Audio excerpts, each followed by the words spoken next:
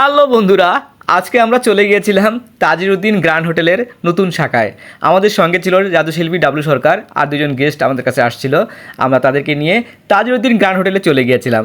যে ওখানে আমরা আলোকসজ্জা বা যে ডেকোরেশনটা দেখেছি অনেক মনমুগ্ধকর, অনেক ভালো লেগেছে। আগে তাজিরউদ্দিনের থেকে নতুন রূপে দেখে অনেক ভালো লাগলো। নতুন শাখায় অনেক কিছু আপনাদের প্লাস করেছে, যেমন চপ আছে, পরোটা, পুরি আছে, তারপরে মনে করেন পরোটারও ব্যবস্থা আছে।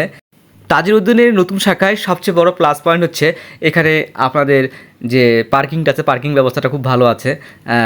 আগেটাতে পার্কিং ব্যবস্থা ভালো ছিল না, তবে এই খুব ভালো লাগলো পার্কিং ব্যবস্থা সব মিলে। আমরা এখানে মনমুগ্ধভাবে নিরিবিলি পরিবেশে আমরা সবাই খেতে আসতে পারবো।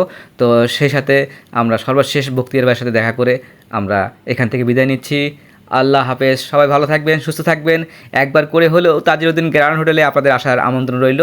আবার চলে আসবেন তাজিরউদ্দিন সুনামধন্য হোটেল সৈয়দপুরের তাজিরউদ্দিন গ্র্যান্ড হোটেল নতুন শাখায় চলে আসবেন। বঙ্গবন্ধু সড়ক রংপুর রোডেই এটি অবস্থিত, নতুন করেছে। আপনারা সবাই চলে আসবেন, সবাইকে আমন্ত্রিত রইল।